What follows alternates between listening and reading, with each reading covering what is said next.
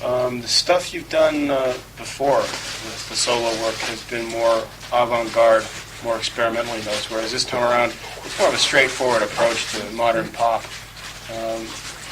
Is there something intentional behind the change there? Well, I have been trying to forge a version of music that is pop and avant-garde. I find that the most challenging thing to do. It's easier to do either straightforward pop songs or to try and be as strange as you can be and be avant-garde. But to put the two elements together is what I always found most appealing in other people's music. Strawberry Fields Forever or something like that. So that's what I've been trying to do for the last few years, and I'm feeling like this record is finally doing that successfully. Do you agree with his observation that it's a bit more straightforward than stuff in the past? Well, I think it's certainly more focused, and it's also more song-oriented,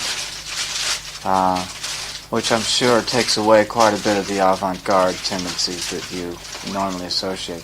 I should also point out that earlier in my career, I played with people who regarded me that way, and so I had to be that way. Do you know what I mean? Regarded you as avant-garde, yeah. you had to be. Yes. Well, I mean, I was probably less of a pop songwriter then than I am now.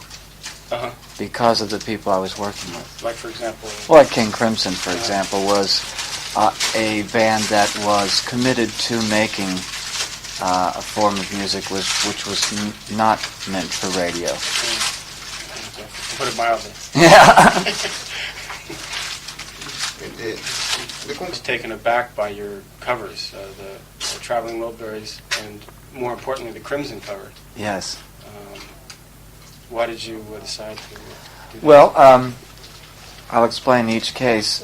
With Heartbeat, King Crimson's song, is one of the few songs in the King Crimson catalog that I wrote on my own and brought to the band. Most of the time we wrote all the music together. So I always felt that song was mine, in a way. And I always felt it would be nice to do my own version of it. I had to wait legally 7 years to be clear to do that. And so with this album, I felt it was time to see that song have another chance. Why did you have to wait 7 years? That was just a legal publishing agreement that we had together, that we wouldn't cover the songs again for 7 years. In the case of Not Alone Anymore, it simply came from my love of Roy Orbison and his voice. I heard the song when I was making my last album, Mr. Music Head. I couldn't get the song out of my mind, so as a way of exorcising it, I went into the studio and recorded a version of it. But I felt it would not be appropriate to put it out at that time, so close to Roy's death. And so I waited till now, 2 years later. Do you曲そのものに対する愛情? It seems like there's a sort of a tenuous thread running through your career there, especially in terms of you're being hired on as you're being a hired gun in bands like the Talking Heads or along with Bowie, or even your work with Crimson maybe. They seem to try to all sort of forge new territory, and you're an integral component in sort of this wedge. Are you conscious of this? Well, I am, of course, now with hindsight, aware that is what was happening. Probably surprised me as much as it did anyone else to end up in all those, such a great variety of, I think, innovative bands, and it was always a case of someone seeing me or hearing me play and then asking me to do something with them. And the timing just seemed to be perfect for those cases. It was only when I joined King Crimson that I was able to start the process of awareness for everyone that I could write songs and sing. And before that, I was just simply a guitarist that everyone liked to use on their records. But always in my mind, I wanted to get to the point where I've been in the last few years of formulating my own music. Now, I like to balance between the two. I sometimes like to do collaborations with interesting artists, and I sometimes like to do completely self-indulgent solo albums. Best of both worlds. He would assume that the reason they hired you on is because you seem to combine both a primitive and a contemporary element. How do you see it? What do you think they wanted from you? You talked about them as innovators. I think it's probably a little different case to case. Frank Zappa, for instance, used me more frequently as a singer. Talking Heads didn't. King Crimson used me as a writer and singer and guitarist, and so on. But I think the most common thread about it is obviously the guitar playing. And that is due to the flexibility of what I do with guitar. Like Laurie Anderson said, she would never work with a guitar player. When then she worked with me for 2 albums and a movie. And when they asked her about that, she said, well, he really isn't a guitar player. He makes sounds with his guitar. And I think that's the common thread. That's I've never approached guitar as such, just, here's a guitar player. I always like to utilize the guitar as a means to make any sounds that I need to hear. Same when I do my records. Whatever colors I need on that record, I can quite often get them from the guitar. So it's that versatility. Yeah, I think so. He was noting that most of the people who hire you on seem to sort of be the intellectual types, or are labeled as such. Yeah. That being the case, do you ever get the feeling that you're being used by them, these schemers? I have felt some slight manipulations at times, but in the music field, you kind of live and learn, and mostly I've been very fortunate. I feel, most of the relationships I have developed into very good friendships, and the most important thing is the quality of music itself. In King Crimson, I felt manipulated frequently, but now that I look back on it, I feel like, well, that was okay because the music we did was very good, and I'm very proud of it. So. The most common thing that happens to me is I develop these great, deep friendships with these people. We travel around the world together, and then you never see each other again. And I think that's the most unfortunate part of it. So, have there been certain isolated events in your career as a guitarist that have led you down a different path? Because you're not the standard garden variety guitar player. You do get the different sounds. I think the main thing that the main turning point I ever had was somewhere in the middle 70s, when I made a self-realization that I had learned from a lot of other guitarists, had educated myself by listening to their playing and learned exactly how to play like them. But there was no me. I just sounded like Jeff Beck or Jimi Hendrix or whoever.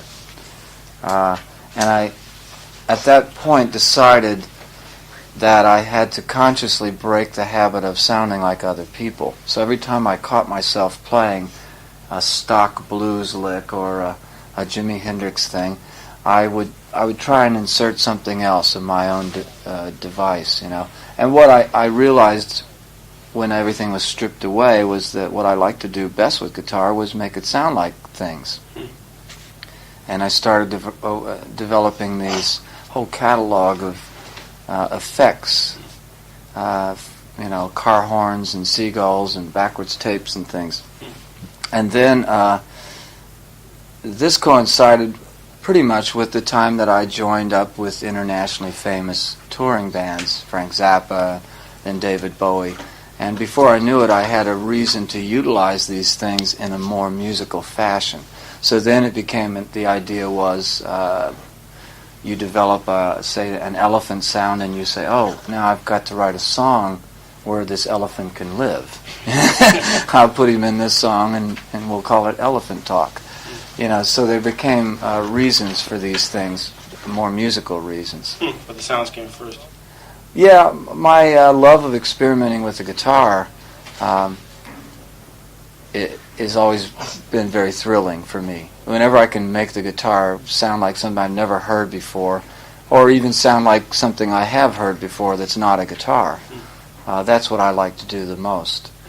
So consequently now, over the years, I've got this big vocabulary to draw on, and it really helps me when I go to do records or when I go to work with other people.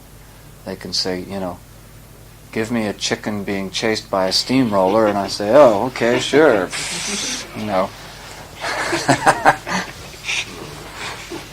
What do you think of the classical example of a guy who strives for more clarity or more speed? What do you think of that kind of guitar? Oh, I think that's fine. I think anyone who's diligent and passionate about what they do in any field of guitar playing or music at all is commendable. It's not necessarily to my taste. But Robert Fripp, for example, is a very precise, very educated, practiced musician, and I think he's a terrific guitar player.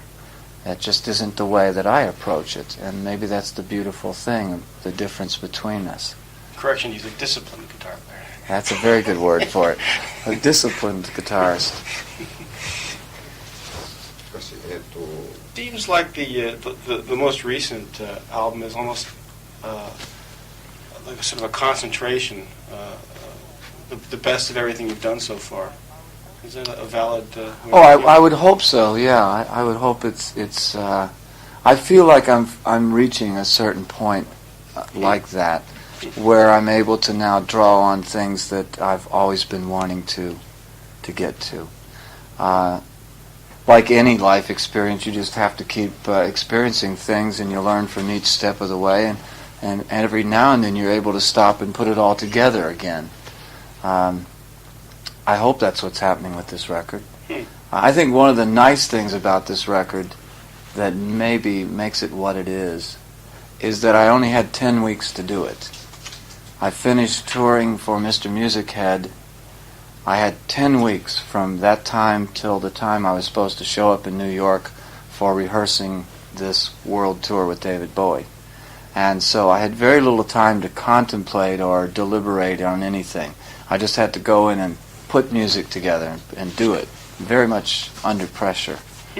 And I liked working that way. Maybe next time I make another album, I'll give myself 2 months. How would it have been different if you had more time to do it? Well, I think if I have more time, I have a tendency, like so many artists, to try too many things and experiment too many ways and stretch yourself too far. With this album, I really didn't have time to think about it. I just did the songs that were in my head as quickly as I could, and I tried to make them simple and direct, and I tried to make them sound like a band, even though I was playing all the instruments, and I tried to make it a very simple variety of songs, not too far to either side, and I think it was successful for that. But we'll see how successful. You said that you've been sort of recognized in Japan so far as the guy that produces the weird sounds, whereas this record could I guess convey a different sort of image of you, different impression of the kind of artist you are, a more focused artist maybe. Well, what I've been hoping would happen is that people would start seeing me as a more complete musician, not just the guy who plays weird guitar stuff. So for the last 3 albums, I've tried to pour as much of my musicality into these records, do as many things as I can myself, as a way of showing the audience that there's more to it than just the surface idea of a guy who makes weird noises. And also, I think it's just a maturing process. You just work so many years at something and it starts developing. じゃあ最後にですね、今までこう一緒に He wanted you to give like a very short sort of evaluation of each person you've collaborated with, so each person or band you've collaborated with so far. First of all, let's start with Zappa. Okay, Frank Zappa is a musical genius, I think, although I don't always like everything he does musically. My work with him in 1 year was very satisfying. I learned a lot from him. It was early in my career. He's responsible for discovering me, so I owe him something. It's his fault. And I really enjoyed working with Frank. He's very straight to the point, no bullshit kind of guy, and he's a lot of fun as well. I mean, you pick up a lot of daily information from him about life in general and in every aspect. There you go. ステージツアーの頃のデビッド・ボーイをヒーローズとかあの頃のツアーの頃のデビッド・ボーイ今のボーイじゃなくて、あの当時のボーイを聞いたんですけど How about Bowie, back when you first started touring with him? Well, there's a great difference between David Bowie 12 years ago and David Bowie now, and I'm sure there's a difference in me as well. 12 years ago when we did a world tour and 2 albums, I very much felt in awe of David. I was just a young, naive, green guitar player from Kentucky. And I felt unable to get close to David. I felt like a hired musician. And that's what I was. Now, 12 years later, I feel like we're musical peers. In that developing time, we've both done a lot of things, and they have similar qualities musically. And now, my relationship with David is one of real easygoing, relaxed, comfortable friendship. We joke around a lot. We share a lot of things. We go to places together. We have dinners together. We buy books and exchange them. You know, it's a different feeling, and I really like it. It's made this tour the most exciting and most comfortable tour that I've ever done, because I finally feel at home. David Byrne, I can't say I know David Byrne very well. He's a very shy, introverted person, much like you would think he is.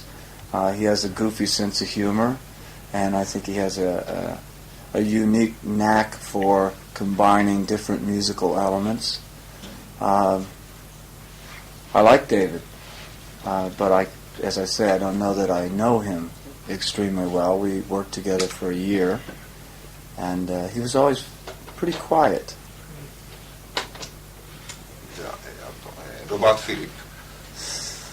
Robert Fripp. Now that's a different case, because I worked with Robert for 3 years, and I saw many sides of Robert that I don't think the public sees.